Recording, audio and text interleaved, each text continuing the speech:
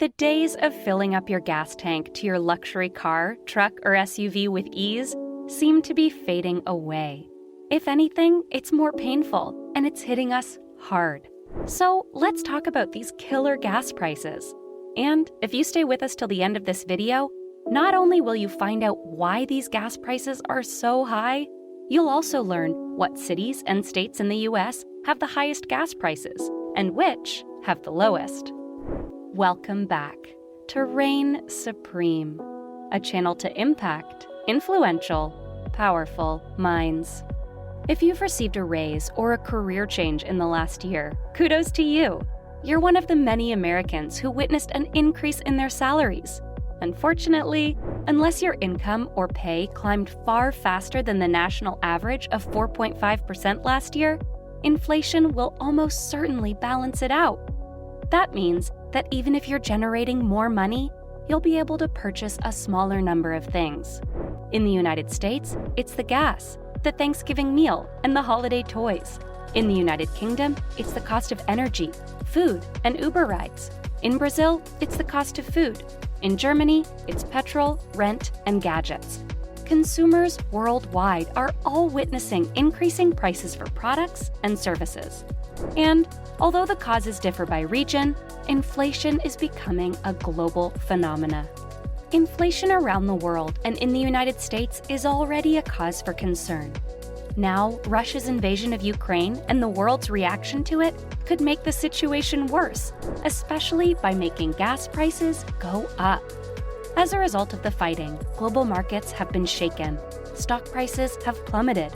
Oil prices have risen, and uncertainty has been injected into an already unstable global economy. It has also generated fears that inflation, which is currently on the rise, will rise much more. Furthermore, millions of Americans will be on the road as we approach the beginning of summer season in 2022. Where the average price of normal gas is $4.60 per gallon, an all-time high, and pump prices are likewise exceptionally high when adjusted for inflation. According to the U.S. Energy Information Administration, real, inflation-adjusted gas prices haven't been this high going into Memorial Day weekend since 2012. In June 2008, the average inflation-adjusted gasoline price was $5.38 per gallon, the highest ever recorded. On the other hand, when Russia invaded Ukraine in late February, gas prices have risen by 30%, and a gallon of gas now is costing $4.60, a 50% increase from the previous Memorial Day weekend. Therefore, due to high oil prices and the inability of refineries producing the gasoline, jet fuel, and diesel required, this is what we are seeing. On top of that, the prices for everything from gasoline to groceries have risen at their quickest pace in more than 40 years. And analysts aren't sure whether prices will continue to accelerate or slow down in the near future. According to government estimates, annual inflation rose by 8.3% in May compared to the previous year. This was the most rapid growth since 1981.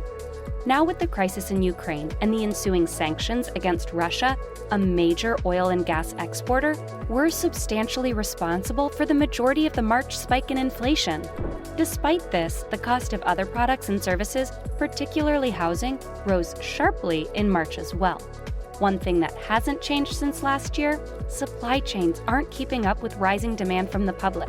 The economics staff, Jenna Smialek, informed us that it's actually a bigger mismatch between supply and demand. As a result, the cost of living in the U.S. has risen faster than salaries.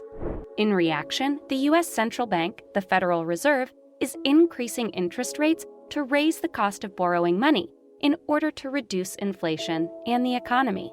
Despite this, some analysts fear that the Federal Reserve is moving too slowly and that it may eventually have to adopt more harsh measures to control prices. The worst-case scenario is that the Fed will have to plunge the economy into recession, like it did in the 1980s, by escalating its pace of interest rate increases. Furthermore, there are reasons why things may grow worse. As a strategy to maintain high levels of employment, Without creating an inflationary spiral, the Federal Reserve strives for an annual inflation rate of about 2%. The problem, however, is that inflation is running at a considerably faster rate in the United States than in Europe and other developed nations. Over the past few years, unexpected events have interrupted supply lines, and they could do so again, such as the pandemic caused by COVID-19 that occurred 2 years ago, is also responsible for the major disruption that occurred in the oil markets. As of yet, they haven't entirely recovered from the devastation the virus inflicted. When COVID initially appeared, it had a significant impact on world oil consumption due to the shutdown of many routine operations and the absence of millions of individuals who normally travel to work. Because of this, crude oil prices fell. Interestingly, benchmark West Texas Intermediate oil prices dipped below $0 at one point in April 2020, which would typically seem inconceivable. Although negative prices did not endure long, oil remained quite inexpensive for most of 2020. As a result, energy corporations and major oil exporting nations in OPEC cut output, since no one wished to offer away gallons of oil at such rock-bottom prices. However, this isn't the only factor driving up the cost of gas. Second, the Ukraine conflict threatens Russian oil exports. Throughout the year of 2021, oil prices rose because of a mismatch between supply and demand. Then, in early 2022, Russia invaded Ukraine, giving them another big boost. Anyhow, Russia is the third largest oil exporter in the world, behind the United States and Saudi Arabia, providing around 10% of global demand. As a result of Western sanctions, part of that supply has been disrupted, and additional restrictions against Moscow's oil shipments may be on the horizon. All of this has put crude oil prices beyond $100 per barrel, pushing gas prices above $4 per gallon this spring.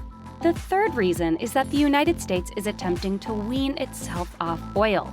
Then there are the political reasons why gas prices have gone up. During Joe Biden's first year in office, he vowed to make the United States carbon neutral by 2050 and halving emissions from energy usage by 2030. There has been a continual approval of licenses for oil drilling on federal property, which has enraged many environmentalists. But the government has also taken steps to limit where energy firms can dig for oil in the future. On top of that, it's notoriously disapproved of the Keystone XL pipeline, which would have delivered more than 800,000 barrels per day of Canadian petroleum into the United States from Canadian Port of Valdez. As a result, the oil will be transported by train rather than pipeline, resulting in a higher price. In brief, at a time when markets are oversupplied, the government has been less hospitable to oil production and transportation than its predecessor. However, it's tough to quantify how much of an impact it has on the price you pay at the pump. The longer these interruptions continue, the longer Americans may become used to inflation as a normal part of life, and the more severe inflation might become as a consequence. Anyhow, long story short, the longer inflation remains, the more central banks are forced to do, which slows growth and may lead to financial market upheaval, Sherwood said. And as the globe attempts to recover from the epidemic, this might spread to developing markets and less developed economies, creating even more havoc. Nonetheless, financial experts often say that investing in stocks is a good way to fight inflation because stocks have a history of outperforming consumer prices over time. Also, experts recommend negotiating down your debts, cutting down on your lifestyle, and limiting your gas use whenever possible to help you save money. We have now made it to the end of our video, and we did say that we would have the cities and states with the highest and lowest gas prices. And without further ado, here they are. The U.S. state that has the highest gas prices is California, where the average price is more than $6 a gallon. And the U.S. state that has the lowest gas prices is Oklahoma, where the average price is just over $4 a gallon.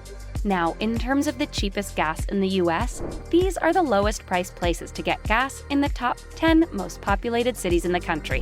Number 1, New York, New York, $4.52. Number 2, Los Angeles, California, $5.65. Number 3, Chicago, Illinois, $5.12. Number 4, Houston, Texas, $4.09. Number 5, Phoenix, Arizona, $5.19. Number 6, Philadelphia, Pennsylvania, $4.79. Number 7, San Antonio, Texas, $4.08. Number 8, San Diego, California, $5.77. Number 9, Dallas, Texas, $4.28. Number 10, San Jose, California, $5.55. And with that, this brings us to our conclusion. Thank you for watching today's video. We hope you've gained value, and if you want more, then watch the next video we have for you, full of even more value. Don't forget to hit the thumbs up, subscribe button, and notification bell, and we'll see you on the next one.